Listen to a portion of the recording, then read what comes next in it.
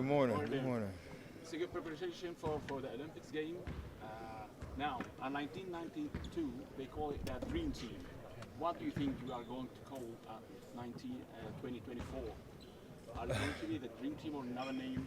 The Magic Team? I don't know if I gotta do my homework. I don't know if Magic, Michael, and Larry, if they coined that themselves and walked around calling themselves the Dream Team, or if that was the nickname that fans and media gave them. I feel like we're gonna have the same vibe. We just want to be called a gold medal winning team, and whatever the nickname is that comes with it, we'll take it. But we've got a great group, obviously, so I'm excited about what we're capable of doing, and hopefully we can get it done.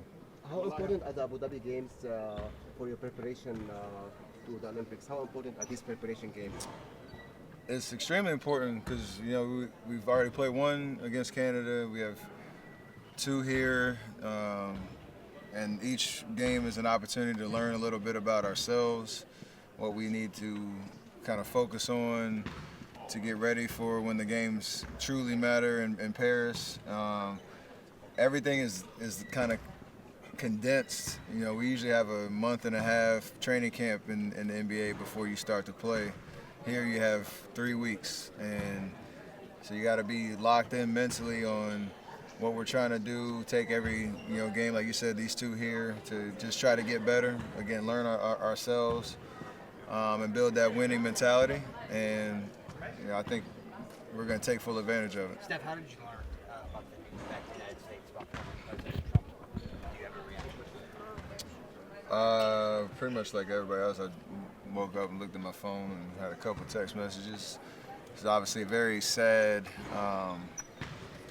just time in general, all the conversations around the election and the state of politics in our country, and then you have a situation like this which just evokes a lot of emotions around things that we need to correct as a people, like obviously gun control first and foremost, because the fact that that's even possible for somebody to kind of have an attack like that, but just more so you want it positivity and hope. Like, it sounds cheesy, but it's real. Like, that's when our country's at its best, and this just adds another blemish to what's going on. So sad is just the word I can come up with. Yeah, I just thought, as a journalist here, covering what we're covering, for this to happen when you're overseas at a time when you got USA on your chest, does that hit different or sort of amplify some of the stuff you just said?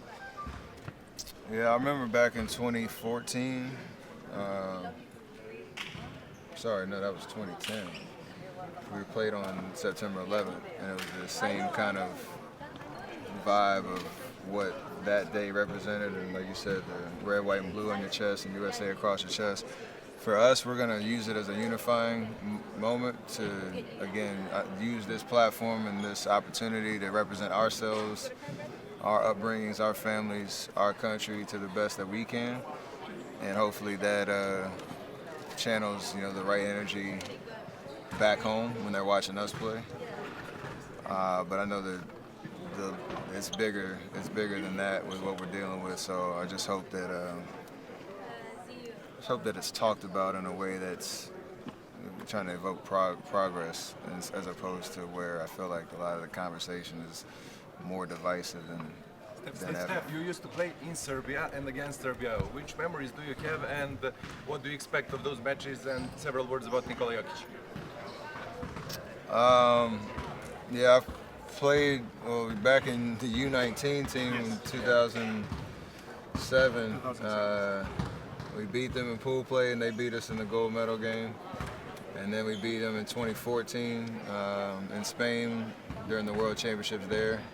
So a lot of history. Obviously Jokic and what he's been able to do in his NBA career and playing against him. Bogdanovic, I know. So there's a lot of familiarity. I don't know necessarily what it's going to feel like to play them here.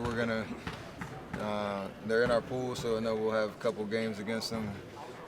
They're going to be tough to beat, and it's just a matter of, again, focusing on what we do and trying to do it the best we can. But that's going to be a tough team, just like some other nations in the One last one, guys. Steph, this is your first time you're representing Team USA at the Olympics. What do you have to say about the experience so far, and of course, what are you hoping for in Paris? Still early. I mean, we're just over a weekend and trying to continue the vibes of figuring out what the strengths of this team are and how we need to play. It's been an amazing experience so far. Like the energy with this group, a lot of guys that have accomplished a lot of things in basketball in their careers, and it just seems like we're just having fun playing the game. And that's the cool part about what we have in front of us, because you put agendas aside, you put egos, you bring the healthy egos of who you are, but you put aside everything other than just winning. We talk about it every day, and hopefully we can show it when we actually start. And everything around the Olympics for me, I'm just a kid in a candy store because I've never been able to experience it before. Feel the pressure of everyone.